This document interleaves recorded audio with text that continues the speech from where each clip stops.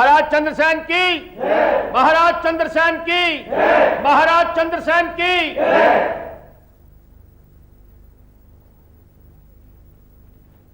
महाराज की जय हो। महाराज, आपके दर्शनों का अभिलाषी एक प्रवासी कोई भेंट की इच्छा प्रकट करता है। प्रवासी? उसे सम्मान सहित अंदर लाया जाए। जी महाराज।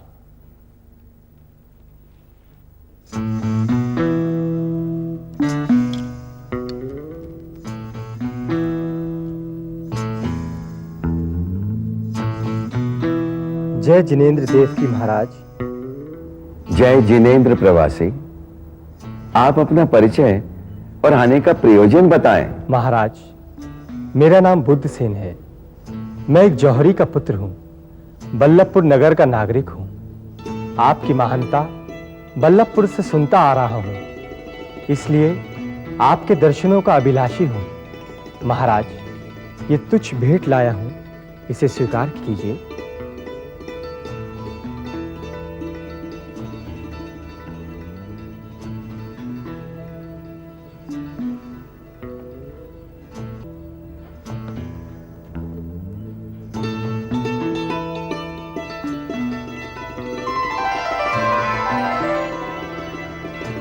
वास्तव में ये मोती अति आकर्षक और बहुमूल्य है। क्षमा चाहता हूं महाराज, ये मोती ना केवल बहुमूल्य है, दुर्लभ भी है।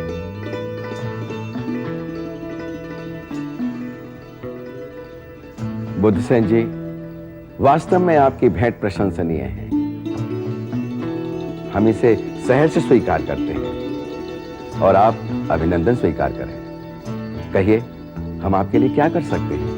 महाराज, आप सर्व समर्थ हैं, सब कुछ कर सकते हैं। संकोच न करें, कहिए हम आपको क्या दें। महाराज, मुझे केवल इतना चाहिए, आप अपने हृदय से आशीर्वाद दीजिए।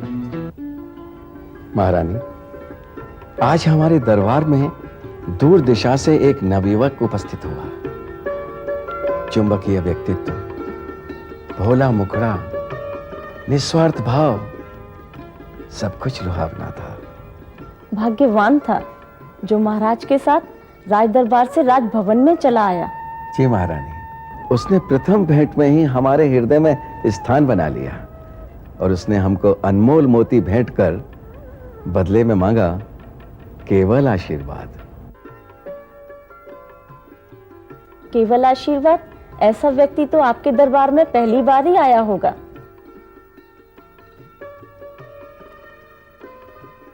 तुम्हारे द्वारा दिए गए गजमोती से राजा अति प्रसन्न हुए।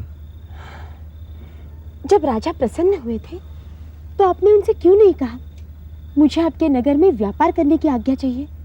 मैं प्रथम बार राज दरबार में गया तो ऐसे सहृदय राजा का आतिथ्य पाकर मैं उनसे कुछ मांग ही ना सका। प्रिय, कभी कभी किसी से पहले ही साक्षात्कार में ऐसा लगता है कि हम कहीं मिल चुके हैं। शायद कोई पिछले जन्म का नाता है। नाता ना भी हो तो जुड़ने में कितना समय लगता है? लगता है समय हमारे पक्ष में बोलना चाहता है, कोई नई दिशा खोलना चाहता है। स्वामी, यह लीजिए गजमोती और राजा को दे आइएगा। यदि इस बार वो आपको कुछ देना चाहे तो स्वीकार कर लीजिएगा। वो तो ठीक है प्रिय, परंतु तुम ये दूसरा मोती भी दे दोगी तो फिर तुम? यह वही नर मोती है जो आप राजा को भेंट कराए थे। अर्थात? आप इन मोतियों के चमत्कार से अनभिज्ञ हैं। यह तो रात्रि होते ही वापस आ गया था। मैं कुछ समझा नहीं। यह एक दैवमय मोती है। इसकी विशेषता यह है, यदि अपने मादा मोती से अलग कर भी दिया जाए तो रात्रि होते ही उसके पास वापस आ जाता है। इसे अपनी मादा मोती तक पहुंचने से कोई बंधन रोक नहीं सकता।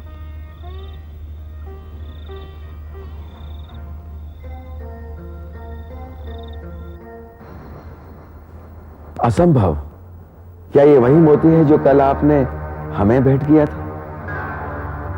हाथ कंगन को आरसी क्या महाराज? कोषाध्यक्ष देखने गया है, समाचार लाता ही होगा।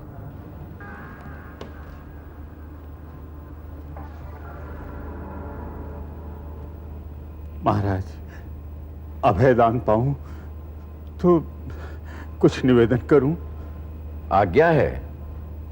महाराज, कोषागार में मोती नहीं है। क्या? यदि वास्तव में ये वही मोती है जो कल आपने हमें भेंट किया था, तो ये आप तक कैसे पहुंचा? इसका रहस्य क्या है? ये नरगज मोती है महाराज, और इसकी विशेषता ये है, ये दिन में तो कहीं भी रहे, रात्रि को अपनी मादा के पास पहुंच ही जाता है। इसको पहुंचने से कोई भी बंधन रोक नहीं सकता। आश्चर्य! यूं तो हमारे कोषागार में अनेक मोती हैं, किंतु ऐसा विचित्र मोती एक भी नहीं। इसीलिए तो मैंने आपको भेंट किया है महाराज। भेंट का ये रूप भी विचित्र है कि दिन में हमारे पास और रात्रि में आपके पास। बुद्धसेन जी, क्या ऐसा कोई उपाय नहीं है कि ये विचित्र मोती हमारे कोषागार में सदैव रहे और हमारी राज्य की शोभा बढ़ाए? आपके इस प्रश्न के उत्तर के लिए मुझे कल तक का समय चाहिए। समय किस बात का? आपके प्रश्न का वो तुरंत उत्तर दे सकता था, किंतु उसने नहीं दिया। पिता महाराज, वो व्यक्ति जरूर कोई पाखंडी तांत्रिक है जो आपको ये मोती देकर रात को मंत्रों की शक्ति से अपने पास बुला लेता है। यदि ये सत्य है तो प्रातः दूध का दूध और पानी का पानी हो जाएगा। अवश्य, ये मोती मैं स्वयं अपने पास लेकर सोऊंगी और ये मेरी ही देखरेख में रहेगा।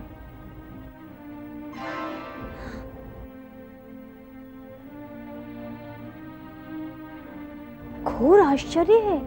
उस नवयुवक के कथानुसार वह मोती अवश्य ही अपनी मादा से जा मिला है।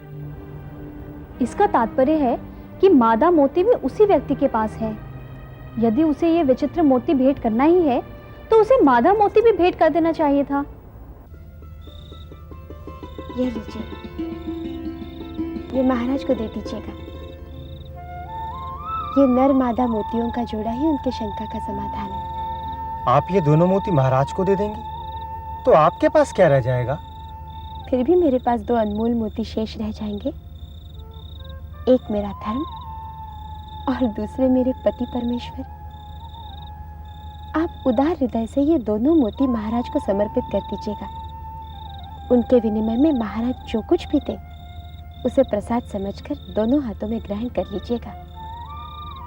महाराज, आप समझते हैं वह मोती लेकर पधारेगा? अवश्य महारानी, वो किसी उच्च कुल से संबंधित विशिष्ट व्यक्तित्व का एक धनी युवक है। वो हमारे प्रश्न का उत्तर लेकर अवश्य पधारेगा, ये हमारा विश्वास है। परंतु महाराज, मुझे नहीं लगता कि वो यहां पधारेगा। जय जिनेंद्र देव की महाराज।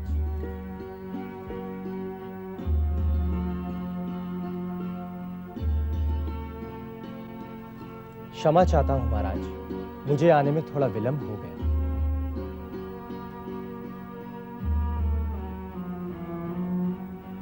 हमें विश्वास है बुद्धसेन कि आप हमारे प्रश्न का समाधान करने आए हैं। अवश्य महाराज, आपकी शंका का समाधान ये नर मोती है जो मैं आपको 2 बार भेंट कर चुका हूं, परंतु ये अपनी मादा से जाकर मिल ही जाता है।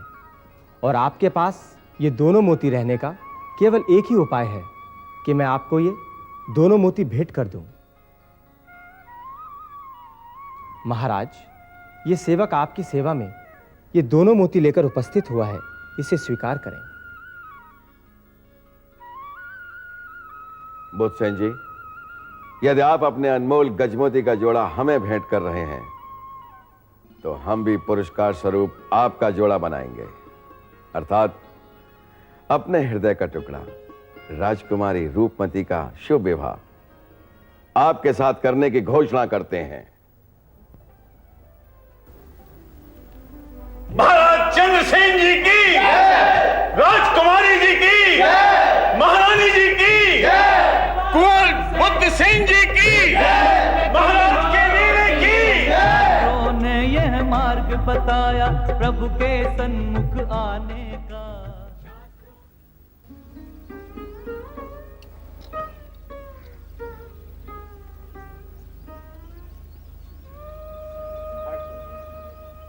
हित में ही विपरीत हो गया। मेरे विषय में कुछ जाने बिना ही अपनी कन्या से मेरा विवाह निश्चित कर दिया और मुझे कुछ कहने का अवसर भी नहीं दिया। प्रिय, हमारे समीप एक ही विकल्प है कि हमें सूर्योदय से पूर्व इस राज्य की सीमा से बाहर निकल जाना होगा। नाथ, हम राज्य की सीमा से तो निकल सकते हैं, किंतु मानवीय मर्यादा का उल्लंघन नहीं कर सकते। सुने हुए वचन का भी महत्व होता है।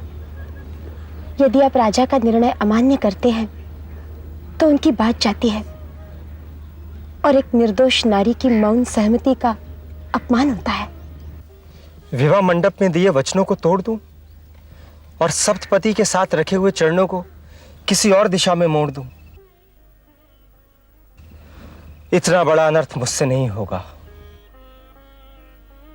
मैं आज ही महाराज के समक्ष जाकर अपनी स्थिति स्पष्ट कर दूंगा। नाथ, आप स्थिति के नहीं,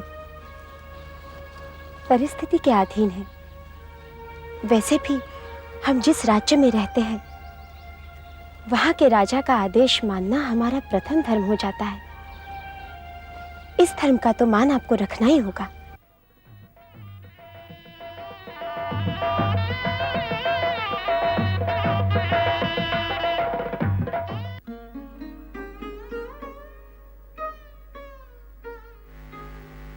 क्या ये विवाह आपके मत के विपरीत हुआ? क्या मैं आपके अनुरूप नहीं? नहीं नहीं राजकुमारी, मेरी उलझन कुछ और थी जो आज की रात बताने योग्य नहीं। आज मैं इतना ही कह सकता हूं कि इस विवाह के लिए मैं प्रस्तुत नहीं था। किंतु मेरे जीवन में ये प्रथम रात है। आप प्रथम पुरुष हैं। प्रथम स्पर्श की सुखद अनुभूति से मुझे और वंचित न रखिए स्वामी। तुम अनंत सुंदरी हो, राजकन्या हो, इतना सब होने पर भी तुम गर्वित नहीं। यही तो है तुम्हारी विशेषता। तो वचन दीजिए कि एक पल भी मेरी आंखों से ओझल नहीं होंगे और निमिष मात्र भी मुझे अपने से दूर नहीं रखेंगे। मैं वचन देता हूं मनोवती। मनोवती? मनोवती नहीं, मुझे अनुपमा कहकर पुकारिए। मनोवती से मेरा तात्पर्य उदार मन से है।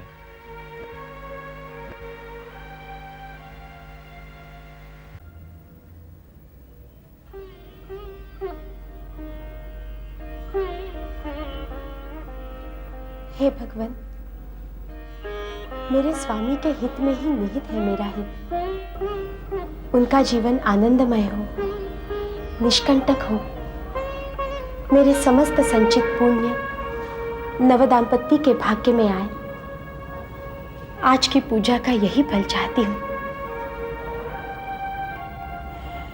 भगवान, जब तक उनके कार्य सिद्ध न हो जाए, उन्हें मेरा स्मरण न आए।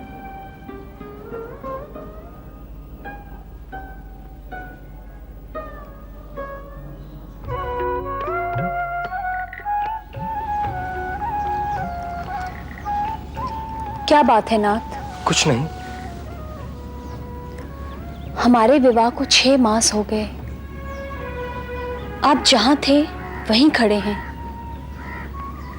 जाने किस दुविधा में पड़े हैं। पीर अकेले ही सहते हैं। जो कहते हैं ऊपर के मन से कहते हैं। खोए खोए से रहते हैं। जिसका कुछ खो गया हो उसका खोया खोया रहना स्वाभाविक ही है प्रिय। और जिसे प्राप्त करके भी प्राप्त ना हुआ हो, वो क्या करे? मैंने मन प्राण से चेष्टा की है तुम्हारे साथ मन जोड़ने की, और कभी अपने अंतर्द्वंद को तुम पर प्रकट नहीं होने दिया। क्या आपको मेरे प्रेम पर शंका है? विश्वास नहीं है मुझ पर? यदि है तो निसंकोच कह दीजिए अपने हृदय में छिपे भेद को। डरता हूं कहीं वह भेद ना दे तुम्हारा हृदय। उसे सुनकर कहीं तुम्हारा जीवन दूभर ना हो जाए, ढह ना जाए तुम्हारे सपनों का महल, निरर्थक ना हो जाए तुम्हारा आने वाला कल। मुझे कल की नहीं, आज की चिंता है, आपकी चिंता है। तो सुनो, सुहाग रात में जिस मनोवती का नाम अनायास मेरे अधरों पर आ गया था। वह और कोई नहीं, मेरी जीवन संगनी है, सहधर्मिणी है, धर्मपत्नी का था।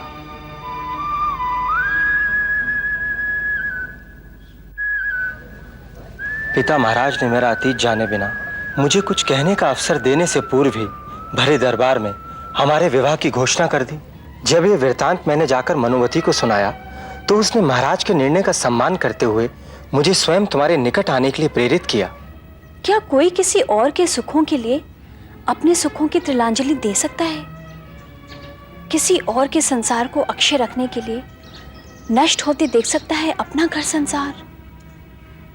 जिसने वज्रपात को पुष्पहार की तरह स्वीकार किया, राजा के आदेश पर निछावर कर दिया अपना सर्वस्व, वो कोई साधारण मानवी नहीं हो सकती। पात्र को देखे बिना ही दान करने वाली त्याग की ऐसी प्रतिभूति के दर्शन करके धन्य करना चाहती हूं मैं अपना जीवन। सामान रूप आचरण करने वाली मनोवती के समीपस्थ मुझे शीघ्र ले चलिए नाथ। उनकी चरण वंदना करके उनका धन्यवाद करने को व्याकुल है मेरा मन। चलो, यहाँ की चमक दमक में मैं उसे भूल सा गया था, और भूल गया था उसकी छोटी सी निम्न याचना, जिसमें केवल उसने इतना मांगा था, स्वामी मुझे भूल न जाना, परंतु मैं तुम्हें दिए गए वचन से बंधा था। चलिए नाथ, अब और विलंब करना उस देवी के प्रति अन्याय करना होगा।